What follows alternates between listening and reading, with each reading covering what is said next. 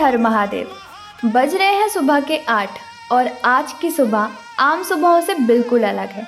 आज हम जा रहे हैं उत्तर प्रदेश के प्रतापगढ़ जिले के सबसे पावन और ऐतिहासिक धाम बिलखरनाथ धाम, जहां जाने का सपना हर शिव भक्त का होता है।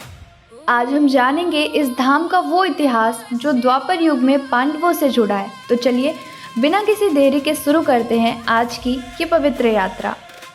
प्रतापगढ़ शहर से लगभग 15 से 20 किलोमीटर की दूरी पर स्थित है ये धाम।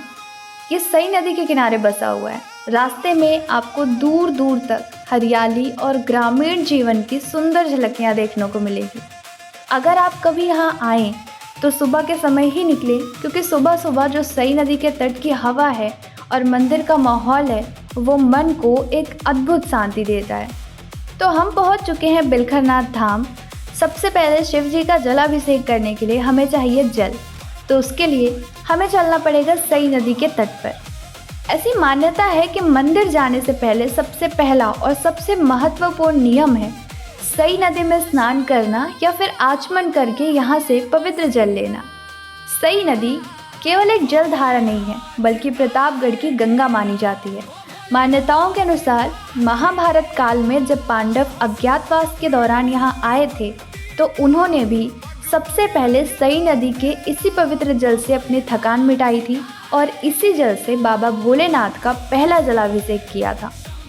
शास्त्रों में विधान है कि बिना नदी या कुंड में स्नान किए या आचमन किए शिव जी की पूजा अधूरी मानी जाती है। और सावन के महीने में तो यहाँ लाखों कांवड़िए मीलों दूर से आकर इसी सई नदी से जल भरते हैं।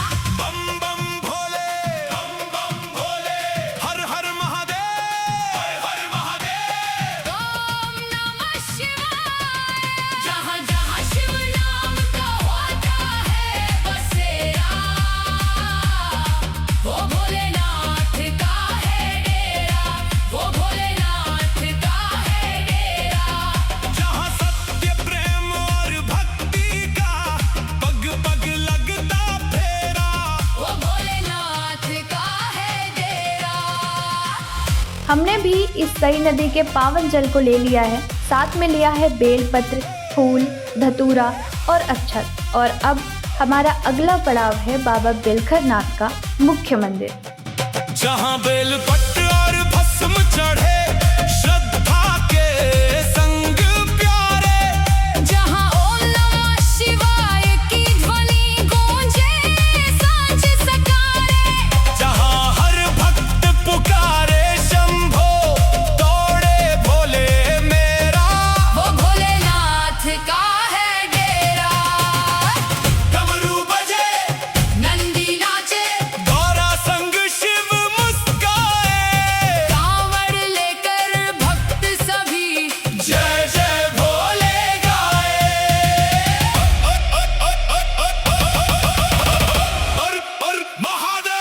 जैसे जैसे मंदिर के मुख्य द्वार की तरफ बढ़ रहे हैं, माहौल पूरी तरह से शिवमय है। चारों तरफ हर हर महादेव और जय बाबा बिलखरनाथ के जयकारे गूंजते हैं। तो इसके बाद हम लेंगे यहाँ से प्रसाद। जब हम आगे बढ़ रहे हैं तो चलिए तब तक आपको बताते हैं कि इस जगह का नाम बिलखरनाथ क्यों पड़ा और इसके पीछे का ऐतिहासिक रहस्य क्या है। जब पांडव जंगलों में भटक रहे थे तब ये पूरा इलाका सघन बेलपत्र के जंगलों से घिरा हुआ था।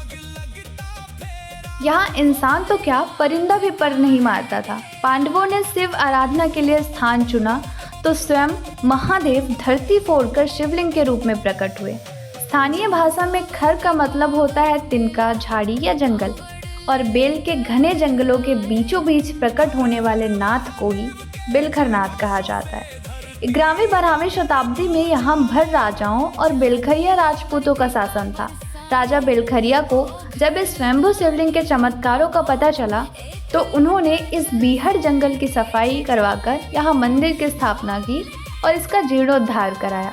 यही वजह है कि राजा के वंशज और स्थान के नाम पर भी ये बिलखरनाथ धाम के नाम से विश्व प्रसिद्ध हुआ। अब हम आ चुके हैं गर्भगृह के ठीक सामने। यहाँ विराजमान है स्वयं प्रकट हुए बाबा बिलखरनाथ। ये है वो दिव्य स्वयंभू शिवलिंग। इस शिवलिंग की नक्काशी किसी इंसान ने नहीं की है, ये प्राकृतिक है और कहा जाता है कि इस शिवलिंग की जड़ें पाताल लोक तक फैली हुई हैं। तो यहाँ पर शिव जी का जलाभिषेक करके और पूजा करके हम आगे की यात्रा शुरू करेंगे। यहाँ पर आता है वो जल, गंगा जल या दूध जिससे शिव जी का अभिषेक किया जाता है।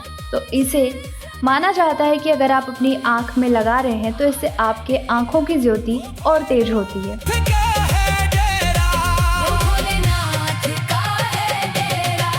तो गर्भगृह से दर्शन कर बाहर निकलते ही सबसे पहले दर्शन होते हैं भगवान शिव के परम वाहन और परम भक्त नंदी महाराज के।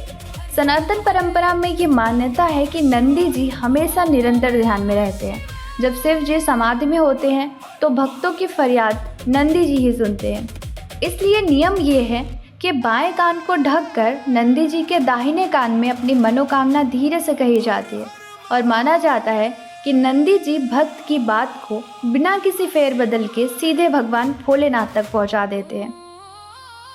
मुख्य मंदिर के दर्शन और नंदी जी की पूजा के बाद अब चलिए आपको ले चलते हैं उस विशाल परिसर में बने अन्य देवी देवताओं के मंदिरों के दर्शन कराने। ये है माता पार्वती मंदिर।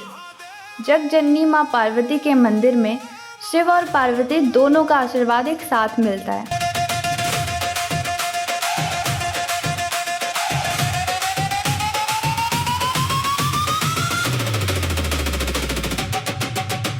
इसके बाद है हनुमान जी का मंदिर। परिसर में ही संकट मोचन हनुमान जी का बेहद पावन मंदिर है। यहाँ मत्था टेकने से जीवन के सारे विघ्न और बाधाएं दूर हो जाती हैं।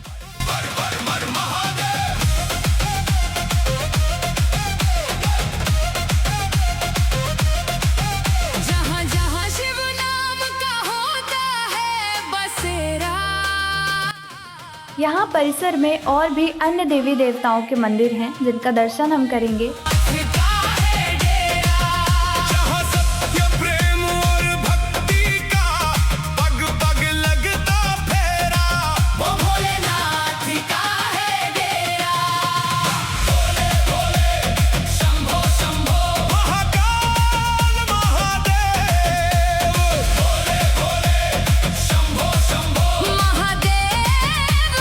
और इसके अलावा ये है श्री राधा कृष्ण का मंदिर जो देखने में बेहद ही मनमोहक है।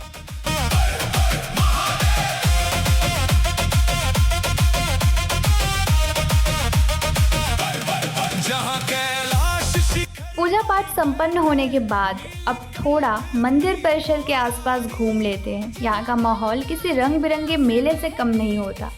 यहाँ आसपास स्थानीय ग्रामीण हस्तशिल्प, तांबे पीतल के बर्तन, पूजा का सामान, बच्चों के खिलौने बिकते हैं। यहाँ टहलना और स्थानीय लोगों से बात करना आपको यूपी के निर्मल संस्कृति से जोड़ता है।